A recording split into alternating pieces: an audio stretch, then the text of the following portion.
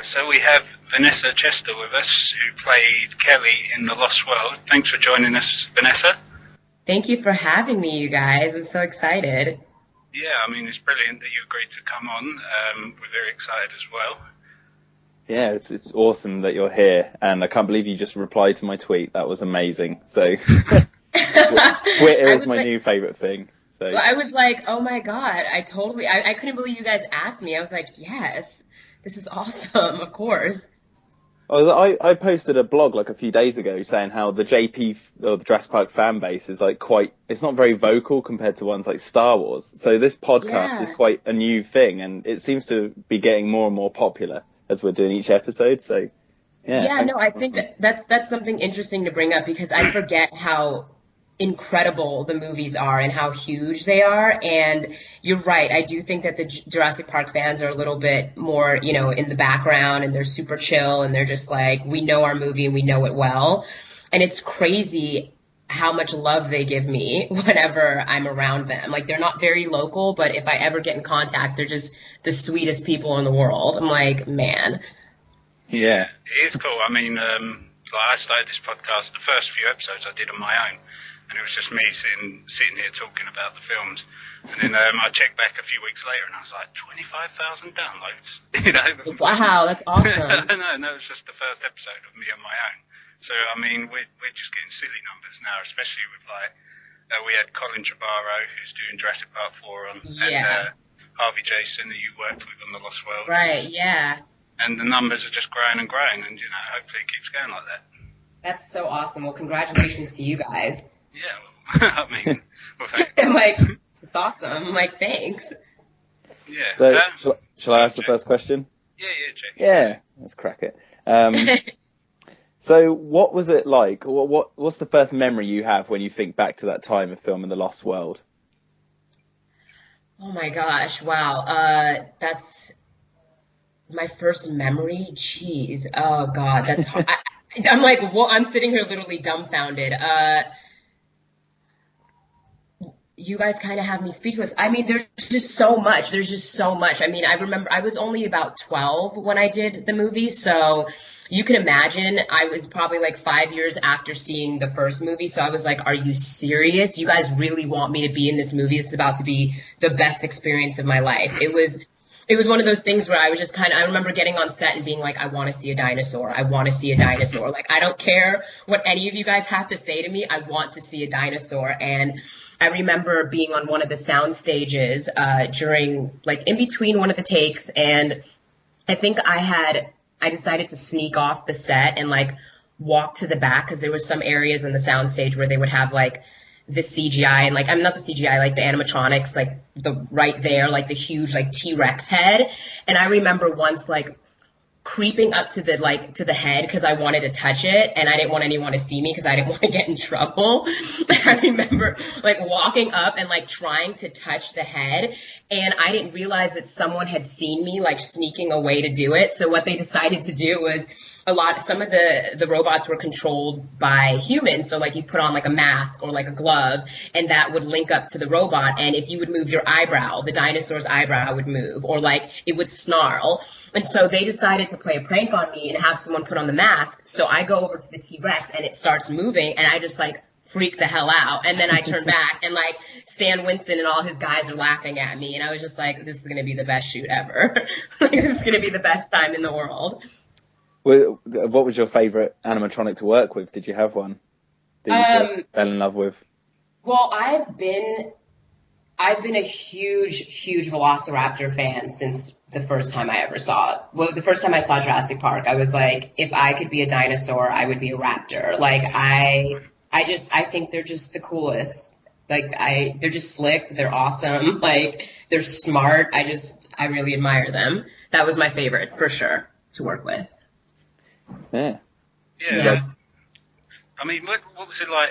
Did you have to audition for the part, or did they call you in? I mean, well, this is actually a pretty cool story. When I was 9, I did this movie called A Little Princess, and at the Little Princess premiere, they had the actual screening of the movie, and then they had the meet and greet after, where everyone, like, hangs around. And Steven Spielberg had actually brought his daughter Sasha to the premiere, and he came up to me and he was like, I think that you did a fabulous job in this movie. I think you're a great actress, and one day I'm going to put you in a movie. And I'm like 10 years old, and everyone's like freaking out, like, do you understand who's talking to you right now? And I'm like, I want to go play with my friends. Like, this guy said he'd put me in a movie, but I don't really believe him, you know?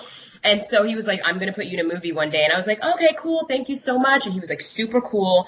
And then like 2 or 3 years later, I get a phone call from my manager, and they were like, Steven Spielberg's office would like to meet with you for the Jurassic Park sequel. And I'm like, what do you mean he wants to meet with me? And then I'm thinking, wait, he really meant he wanted to put me in a movie, like when he told me 3 years ago. And so I go to Amblin and I go to DreamWorks, and I just have a meeting with Steven, and we just chat. We walk into his office, and we don't talk about anything about the movie. He's just like, you know, what grade are you in? What are you studying in school? Like, what are your friends about? We just had like a little meet and greet. He has like a flannel shirt on, his signature baseball cap, super chill. Then I get a call maybe like a month later, like, we would like to have you read with Jeff Goldblum. And at the time, I didn't know who Jeff Goldblum was. I thought he was Sam Neill. So I thought that I was going. So the whole time I was preparing to work with Sam Neill. And so I go back to DreamWorks, and it's pretty funny. It's like, it's a conference room with this oval table in the middle of it and a bunch of chairs around it. And it's Steven Spielberg with like a small like camcorder you would get at like any electronics store. And I do my scene with Jeff Goldblum, and I'm like, okay, I think it went well. I don't know, you know. And then Steven goes, all right, Vanessa, that was great. Now let's try something different. I'm going to have Jeff pretend he's a velociraptor, and he's going to chase you around the room, and I just want you to be scared. And I was like, what are you talking about? So Jeff, I think anyone would be scared of that. Yeah, I was just like, okay, but it's not like I'm going to be like, hey, guess what, Steven Spielberg, I don't really feel like doing this. So Jeff got totally into character, and he's like basically the same height as a raptor, and he just started chasing me around the room and like slashing at me. I'm like jumping over chairs and like hiding and screaming, and like it was really, really active, but I think it worked out perfectly. Because I got the movie. Yay. That's an awesome story. Yeah, I mean, like, Jeff Goldblum chasing me around a conference room while Steven Spielberg has a camcorder, that was part of my audition. Like, that's the actual they're the sort of stories we're actually after, because, like, you don't really hear about these, like, obviously on, like, the DVDs and stuff. So This is why we wanted to, you know, get people from the films to come on our podcast to tell us stories like that. Everyone wants to hear about Jeff being a velociraptor. Yeah, I mean, it was just such, like, it's one of those experiences that I could never forget. I couldn't, because there were just so many special moments, and I was so young, and I was working with so many amazing, experienced people. Like, I don't think I still have grasped what I was exposed to at such a young age, you know? Whether it was like Steven Spielberg or Stan Winston or Janusz Kaminski, Julianne Moore, it's just like every single person on that set was incredibly talented. Oh yeah, definitely. Yeah. I mean, one of the things, I was watching the film the other day, and there's the bit when Julianne Moore's character takes the baby dinosaur, T-Rex, out of the trailer. You just got that massive T-Rex head there. And even watching it on the TV, I was like, that is a big, scary looking dinosaur head. Even though I know it's fake, and it's like, and then I was thinking, there's a scene where you're in the tent. Oh yeah. And I was like, that, even though you know it's an animatronic, seeing that pop in, you know, hover above you, like sniffing you, that must have been really scary. That's my favourite scene in the film. The campsite attack is just amazing. Such an awesome scene. That's awesome. That's cool. Yeah, like that scene was actually really cool, the way that they did it, because like you're saying, you know, even though it's fake, it's still, you know, metal. There's a lot going on. It's very heavy. It's massive. And we were running the risk of it possibly falling on us. So what they did is it looks like in the tent scene, like Julianne Moore and I are laying down next to each other, sleeping, if you will. But what they actually did was, I don't know if I wish I could like show you guys this, but hopefully my explanation will suffice.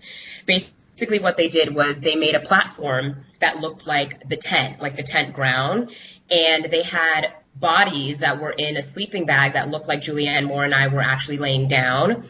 And what Julianne and I would have to do was we would have to walk underneath the platform, and then there was a little opening where we would stick our head and our upper body through, and then we would lay just our head down, and it would look like our entire body was laying down. But what it really was us standing up and bending over and pretending to be sleeping, because they couldn't run that risk of anything going wrong and the T-Rex possibly hurting us, you know?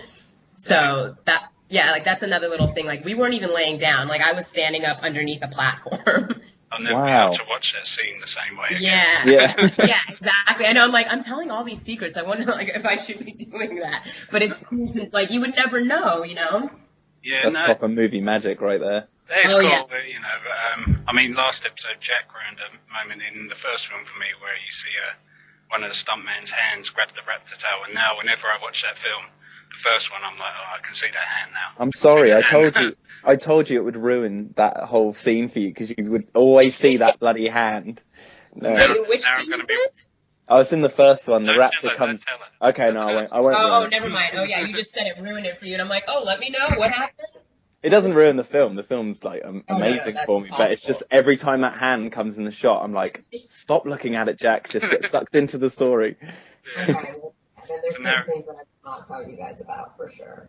I'll be watching a tent scene now, like they're not really in the tent. That's just like in your body, whatever. No big deal. Yeah, but yeah, they had to be careful, because the last thing that they wanted was anyone to get hurt. So, like, there was a scene where I was begging them the entire 4 or 5 months we were shooting, please let me do my own stunts, because I was a little kid. I wanted to get dirty and, you know, be cool. And they wouldn't even let me do any of my stunts. When I wanted to do the scene, there's a scene where I trip while the T-Rex is following us. Oh, yeah. And then we go and hide in the waterfall. And I was like, guys, I can do my own fall. Like, I'm a 12-year-old kid. I fall all the time. And they put like 3 pounds of padding underneath my jeans to make sure that I didn't hurt my thigh. I was like, guys, I do more damage in my apartment. Trust me. Did you do the gymnastics scene? Was that you? No, I did not. No, I wish I could take credit for that, but there was actually this awesome gymnast who was like the same height as me and looked pretty similar to me, and she just owned it. Yeah. You know, you're the only human character in... This is going to be... I'm a total nerd, sorry. Really sorry about this. No. Yeah, you're the only human character in the 3 films to have killed a dinosaur on screen. And someone told me that. I think it was someone who, like, follows your podcast. Let me see if I can find their Twitter handle. But he tweeted me that I was one of the only people to ever kill... And I was like, wait... You're absolutely right. And then I felt really cool for like 3 days, because I never made the connection. I was like, oh, I have like some serious street cred right now. And it was a raptor. It wasn't like, you know, an innocent herbivore. You took down one of the baddest dinosaurs on the island. I took down my favorite dinosaur, basically. You're just walking basically, around. I took down my favorite dinosaur. Yeah. You're walking around the shops just like, oh, I killed a raptor. People are like, excuse me. Exactly. You know, like my crowning achievement is that I killed a raptor, and don't worry about it. I mean, I think that I like them so much because I remember watching the first film, and besides being like scared out of my mind, I admired them because I remember when the raptor, like they're in the kitchen scene and the raptor opens the door, and I was like, oh, he just opened the door. And I was like, they're the smartest things in the world. And that's I think that's when the love affair started. Yeah. Yeah. Now you have to love them because, you know, you killed one of them. So yeah, you've got to make up your brownie points, and then you win their hearts back. Exactly. Definitely. It's a love-hate relationship. Mm. I mean, when we were talking to Harvey Jason, he had a lot of nice things to say about Vince Vaughn. He said he was a blast to work with. Vince Vaughn was like my best friend on that set, for sure. That's what he said. He was everyone's best friend, but I thought he was my best friend forever. Like, not only did I have the biggest crush on him because I was a 12-year-old girl and he was so cute, but he was just, I know, like, that's the one thing, no, I've never told anyone in interviews, so go you guys. He was just the funniest guy in the world, like, the funniest guy ever. Like, he would have me crying in between takes. Like, I would come to set and like, I would tell him, like, there's a guy picking on me in class, and he'd be like, who is he? I'll go handle him. Like, little things like that. I remember, like, trick-or-treating on set because I had to film the day that that Halloween fell on, so I went to set in my costume, and, like, Vince was like, this is awesome, let's go get candy at the craft services table, let's take all their red vines. Like, he was so awesome. We would play video games during our lunch breaks. Like, he was my best friend for sure. And then like Julianne was like the mother on set, and Jeff was like the experienced, awesome actor. It was just the best. Because you got to work pretty close to both of those actors, didn't you? Obviously playing their daughter in the film. So what was it like working with them on set? It was cool. I learned so much from both of them. Well, not both of them, all three of the main characters, Julianne, Vince, and Jeff. It was interesting working with Jeff because he's just got such a strong energy about him. He's such a good actor, and he's such a powerful presence. Like, when I was younger, I didn't really get it because he's a little eccentric, but I learned so much from him in terms of like just, you know, building the chemistry between, you know, we had to play father and daughter, and I didn't even know him 2 months before. And, you know, I thought it was really cool. He contacted my mom. He wanted to hang out with me outside of the set, you know, so we could get a chance to know each other and so I could be comfortable around him. And, you know, Julianne was she was great. It was, you know, I didn't have any other kids on set, so it was kind of nice to have a woman, if you will, to speak with. And I don't know, I really have fond memories of all three of those actors. I actually ran into Vince Vaughn about 3 years ago at a club, and he was like in shock. He couldn't believe that I was old enough to be at a bar. He was like, oh my God, you can drink? And I was like, yes, and I can do it legally. He was like, no, what's going on? It was pretty awesome. Did you see the Fly before you filmed The Lost World? Yes, and that was probably the worst decision of my mom's life. I'm pretty sure that's why I was terrified of him for like a week, because I just remember being like, your ear slid off in a movie, and I'm so scared of you right now. Like, looking for stitch marks on his ear. I wish I had never seen that movie. Right, I know. I was like, so is that really your ear, or is that prosthetic? Like, I am just so happy. I mean, I can't believe my mom let me watch that before I met him.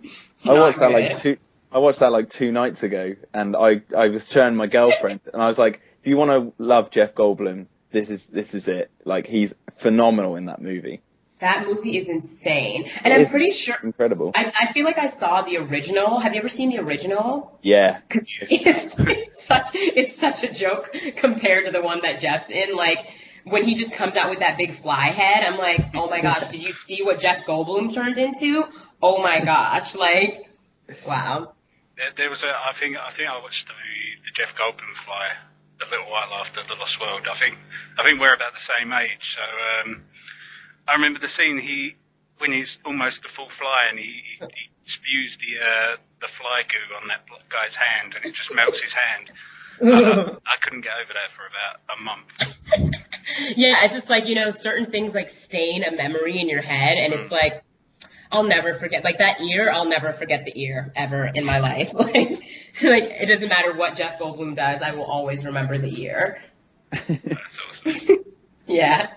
I mean, what was like the aftermath of the film? Obviously it come out and it made a ton of money. It was like the second biggest film then of all time, wasn't it? After the first one, and then Titanic came along and changed everything. But yeah, it made loads.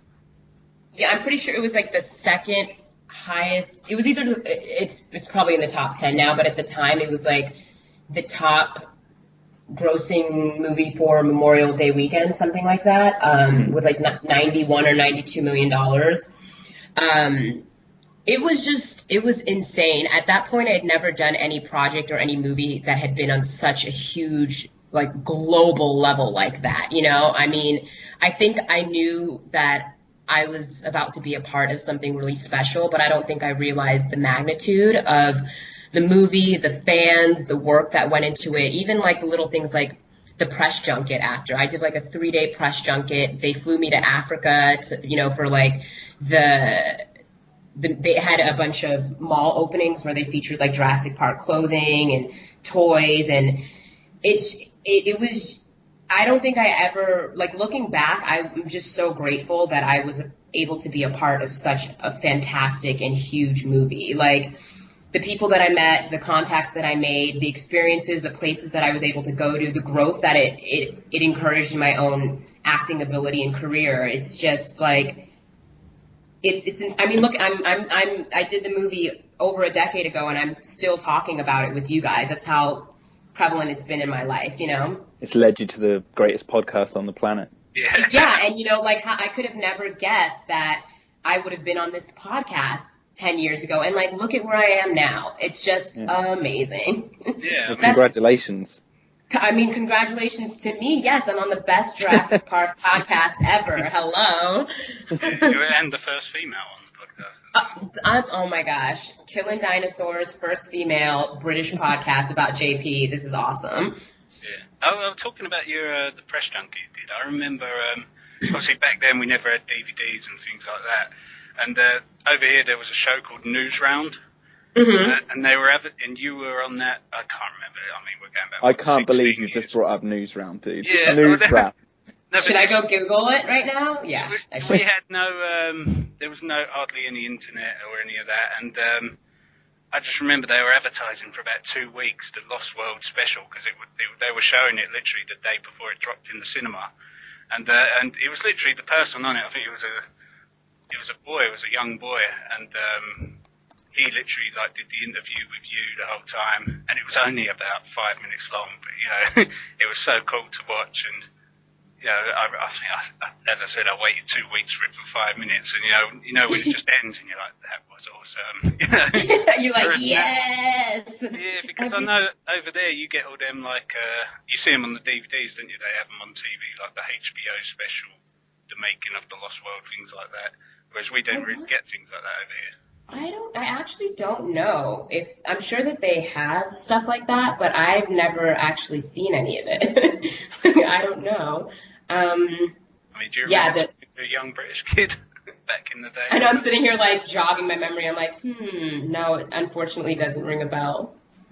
Sorry, News Round. I don't know if that show's on anymore, is it, Jack? I think it is. Oh, is it? Oh. Yeah, I think so. Oh, yeah. That's fine. Do you, Vanessa, do you own your figure? Do you own the actual toy of Kelly? Duh. Of course I have it. Yeah. I remember when they like came into my room, and they were like, we need to take photos of you. And I was like, okay, why? And they're like taking a photo of literally every angle of my face moved like 1 inch slowly. And they're like, it's for your action hero. And I was like, excuse me? Like, imagine coming into a 12-year-old's dressing room and being like, hey, we're going to make an action figure of you. And I was such a tomboy. So I was like, this is basically the best news you could have ever told me in my entire life. Like, I mean, what can you say? It's just awesome. I have an action hero. It's so cool. Because I think your figure came with the trailers. It came with the big truck. Yeah. Mm-hmm. I was like stowed away in the trailer, just like I was in the movie. Awesome.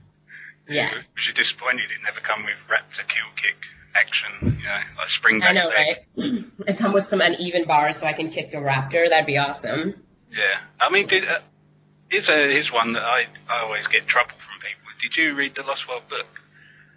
No, I haven't. Isn't that horrible? I have it inside. Never read it. I decided to not tell a fib and be honest. I have not read the book. My mom read it, but at the time I was like, it's really, really, really big, and I'm 12. So maybe I should start that when I get off the phone with you guys. Yeah, I think I get a lot of stick from people because I prefer the Lost World book to the Jurassic Park book. Really? That's a big no-no in the community. Sam. Yeah. Uh-oh. That's the first time you've mentioned that, and I'm agreeing with you. I love the Lost World book compared to the first book. I think I mentioned it in the first 2 episodes where I was on my own. So yeah. I haven't told you that. Yeah, I loved the second book, and there was the scene that they were going to film at the end, weren't they? With I can't even see, I'm going to sound stupid now because I can't even remember if it was in the book, with the paragliders. Oh, I feel like... Ending. Because my mom definitely mentioned certain things out of the book after she read it, and I want to say she said something about like a paragliding and something about like motorcycle. Because I was like, am I going to get to be on a motorcycle in this movie? And then I didn't, and I was like, damn it. I think they're from the early drafts of the film script, the paragliders and the motorcycles. So I think the end of the book is they just get on a... Oh no, they do jump off a cliff. Okay, yeah. This is... No one wants to hear me think about this. We'll figure...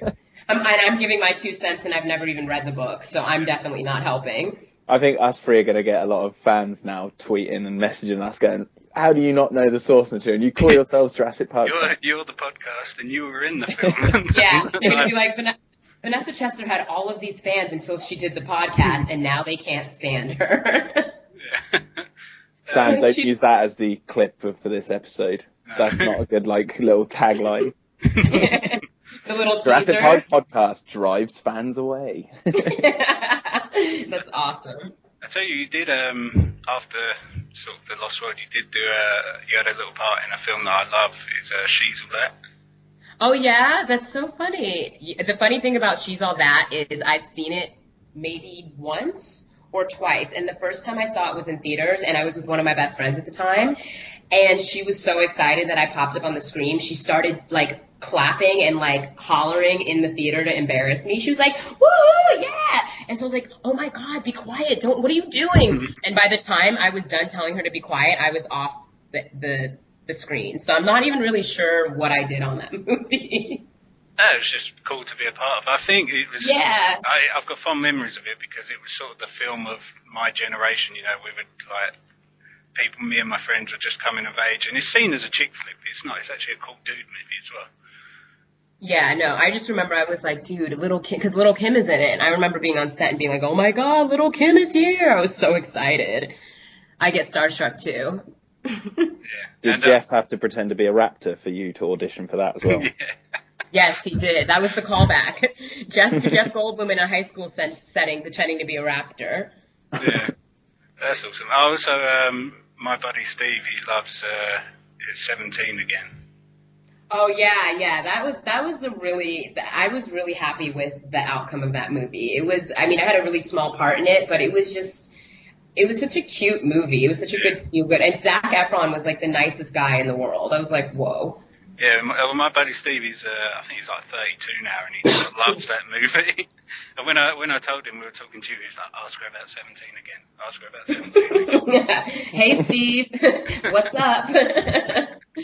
That's funny, yeah. All right, Chad, is there anything else you wanted to I think I'm just a bit overwhelmed, so I think I'll quit while I'm ahead. Yeah. Yeah, well, thanks, Vanessa. It's been an honour you coming on here. You've got the title of the first female Jurassic Park cast member on the podcast. I'm so honoured to do that. I'm just so honoured to be the first. Love it. Yeah, that's cool. And you're always welcome to come back whenever you want. Please. Door is always open. Yeah. Definitely. I would love to chat with you guys some more once maybe we find out more about what's going on with Jurassic Park 4. That would be really fun. Yeah, that's awesome. Yeah, and if you get cast in it again, you will let us know first, right? Of course, yes. I will do that. I will let you guys know first before I let anyone know. For sure, that is a promise. I can't speak for whether or not Hollywood Reporter or Variety will find out first, but I will let you guys be the first interview without a doubt. Oh, excellent. Well, fingers crossed. Yeah, I was pinky swear over the pond. I promise. I want to see Kelly come back and kick some more raptor butt. That's right. what I want to see. Exactly. It would be great. It would be great. I would even if it was a 5-minute banter between me and Jeff Goldblum, now that my dad's older and I'm older and we're bantering, I think it would be hilarious. I want to see that now. Oh, yeah, I want to see. Excited for that. Yeah, good stuff. All right. Well, thank you guys so much. I had a blast. It was such a pleasure being on the podcast. Thank you guys. Yeah, it was an honor. No problem. You have a happy Halloween. Oh, God, I can't wait. I'm going to start thinking about outfits right now. Oh, there's my dog. Okay. I thought that was you pretending to be some monster for Halloween. Yeah, you're like, oh my God. Oh my gosh. I'm sorry, guys. That's fine. Have a good night.